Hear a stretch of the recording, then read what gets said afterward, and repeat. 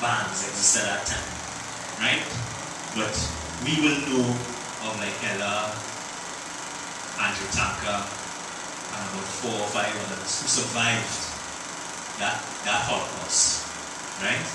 And from the Holocaust of the 90s, who survived that, just like Pop and Sky survived the Holocaust, you know?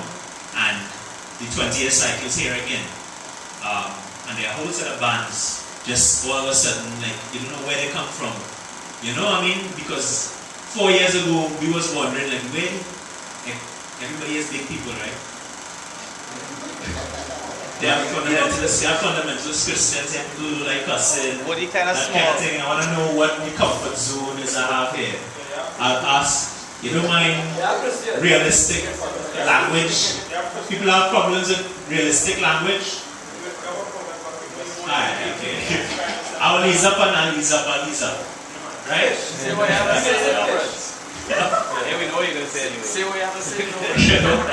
So, you know, so I mean, what we're talking about is really serious. Is that right, one more time we are back at that cusp of optimism and of sheer youth beauty. You know, 4 years ago there were probably about 5 underground scenes that and there's something like almost 20 something underground scenes now, all about the country, with all of them that have gatherings about 200 crowds, and a crowd about 200 is counted, and each one has circulated in it probably about 50 acts, whether it be poets and whether it be hip-hop musicians, rock musicians, whatever you call it. Right? This is a cycle and a 20-year phenomenon in Trinidad. And my duty, when I kind of like suss what was going on, and our duty is how to ensure that the cycle of boom and bust does not reoccur. It is how do we ensure that people can make choices to be artists and to be creative people in Trinidad and Tobago, specifically in your case to be musicians. How do you make that choice for that to be so? How can you do the thing that you love and live by it and let it reward you and feel that that you're part of a society and you're contributing and that you're giving that? How does that happen? So in the slipstream of what I call the Holocaust, right, which is around 98, 99, well 97 was when it kind of came to us, like myself and Tony Hall and Michael Sherry, these are other artists you might remember. We stopped being artists for 6 months and we became activists, and we started canvassing all over the country to figure out what it is that people wanted. What is it that crafts people wanted? What was it that theatre people wanted? What were all these demands that, because as a multimedia artist, I used to hear from all sides, and I also used to hear from elders from all sides. And so we thought we were going to come up with this big, thick, friggin' booklet, like a directory of all the things that people wanted, because we see, And what emerged was a one-page, both-side document with 6 institutional complexes and 11 pieces of legislation. And that's when you added everything, whether it be crafts people, chutney people, rock people, masked men, when you added all the demands of all the stakeholders. So, since independence, none of these things have ever been granted. Right? And these things have remained the ground upon which artists' anger and common sense kind of solutions and informed and visionary solutions have been. And so I kind of made that my duty and my mission.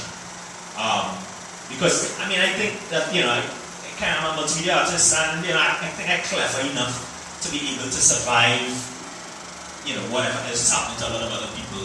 One, because I'm a multimedia, and two, just because I know the Nancy thing. I know how to figure it out, you know. But what happens to all the others who don't know how to do it? And let's say I witness friends, I witness people commit suicide, I witness people descend into madness in front of my very eyes.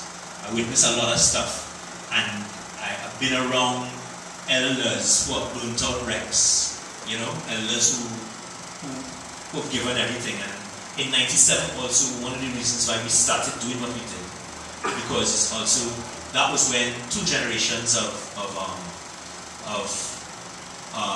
elders started to die, right? So this small little short history lesson, right? So Trinidad and Tobago had something called a golden age, right? So you know, you have a golden age of rock, the golden age.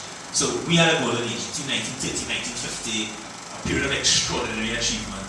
You know, the festival culture in all ethnicities, Pan Mass, Calypso, the modern forms of those things, the trade union movement born, the independence movement born, all those different things, secular religious organizations being formed.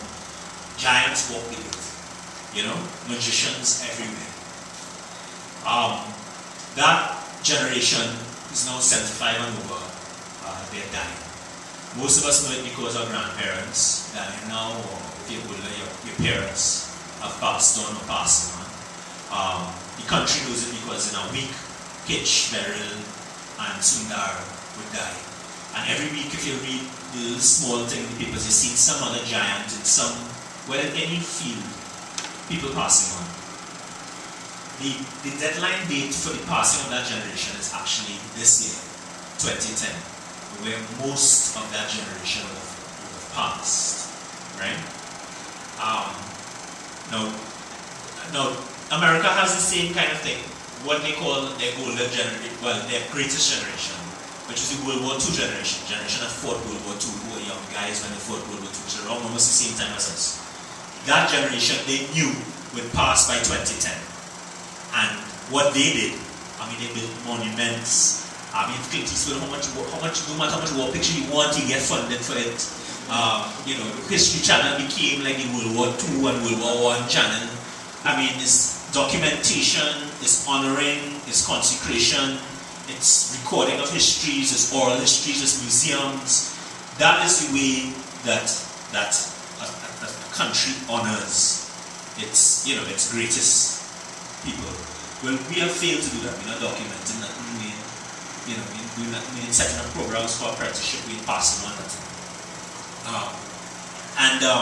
So which kind of gave me kind of like fire to like do the work, because I knew I had a deadline in my head. So my thing was that I have a decade.